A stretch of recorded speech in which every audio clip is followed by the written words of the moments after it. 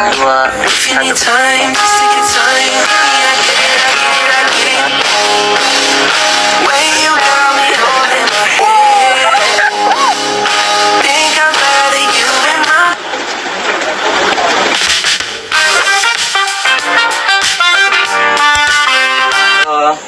Assalamualaikum warahmatullahi wabarakatuh. Saya Muhammad Muzaki, siswa dari Manima Bogor. Ingin mewawancara Bapak siapa Pak? Pak Putsi tentang budidaya. Kapan Bapak mulai usaha budidaya ikan konsumsi? Ya kurang lebih ya 6 tahunan ya. Oh 6 tahun. Berarti jadi alasan Bapak milih jenis ikan lele sama ikan nila sama ikan mas tuh apa Pak? Apa lebih mudah dirawat atau gimana Pak? Ya lebih mudah sih perawatannya, lagi lebih cepat gitu. Itu kalau lele itu lebih cepat, 3 bulan udah panen gitu. Kalau proses persiapan kolam atau budidaya media budaya ikannya itu gimana Pak? Proses penyiapan buat kolam? Ya kita ya persiapan modal dulu. Kalau udah ada modal yaitu buat bikin kolam, itu ya persiapan ya harus matang.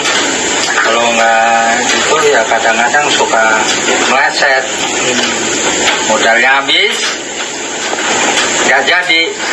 Makanya harus jadi begitu. Bapak dapat bibit dari mana? Terus gimana cara ciri-ciri bibit yang baik itu gimana Pak? Ya itu teliti dari perikanan dari Sukabumi diantar ke sini. Nah, itu anak saya yang namanya Suarsono itu yang ngasih tahu supaya berhasil benih yang bagus dari sono, diteliti dari perikanan. Itu di Sukabumi Pak? Di Sukabumi. Nah, pakan yang digunakan itu kan pelet ya Pak tadi. Ya. Nah, kalau misalnya sehari itu pemberian makannya berapa kali Pak? 3 kali. 3 kali sehari. Ya, 3 kali. Cara menjaga kualitas air itu buat ikan tetap sehat gimana Pak? Ya, pokoknya air jangan diganti-ganti. Kalau udah air hijau kayak gini berarti udah jadi nggak boleh diganti-ganti. Kalau diganti malah ikan sakit gitu. Nah, biasanya kalau misalnya air diganti-ganti itu penyakit apa yang sering kena ikannya Pak?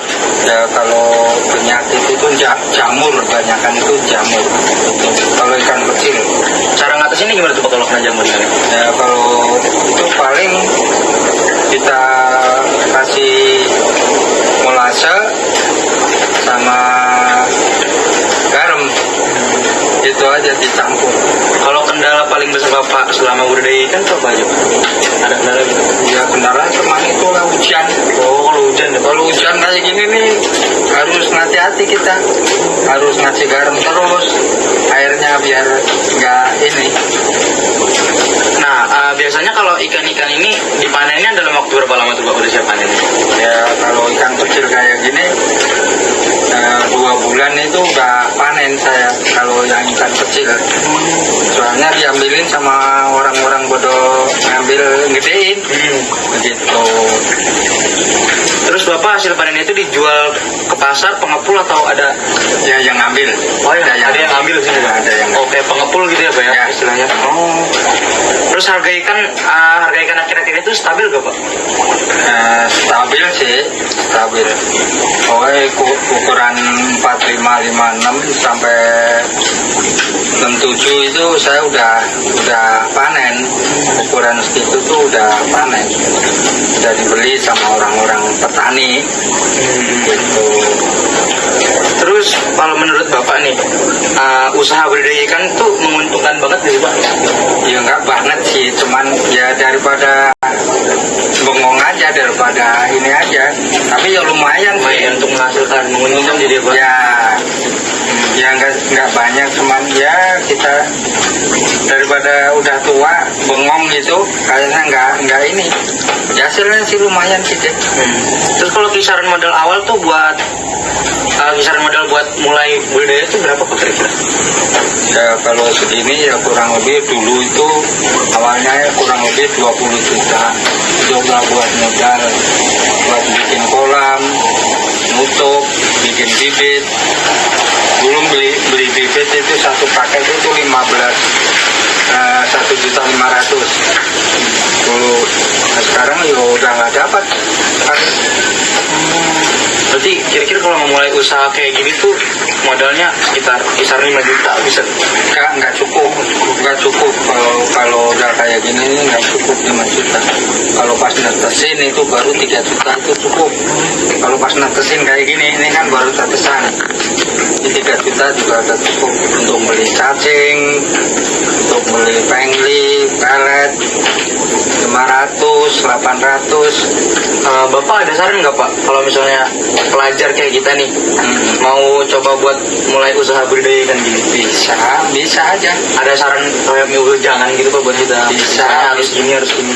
Ya bisa, saya juga bisa ngasih tahu misalnya ini caranya habis tetesan kayak gini itu umpannya apa gitu udah saya bisa ngasih tahu. Yang pertama kan cacing, kedua pengli, ketiga pelet 500. Udah kalau udah gede ya udah tinggal nungguin ngasih pelet yang gede ukuran min 1. Kalau udah min 1 itu udah ikan udah 45 56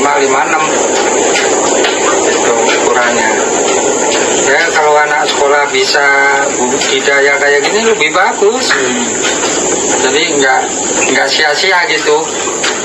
Usaha kita itu nggak sia-sia. Ada aja hasilnya. Yaudah deh Pak, segitu aja mungkin. Terima kasih ya Pak buat waktunya. Mudah-mudahan berhasil lah. Amin. Sekolahnya biar pintar, biar bisa lulus sampai ya, apa tujuannya ada bisa tercapai. Mungkin cukup sekian dari saya, kurang lebihnya mohon maaf. Wassalamualaikum warahmatullahi wabarakatuh. Waalaikumsalam warahmatullahi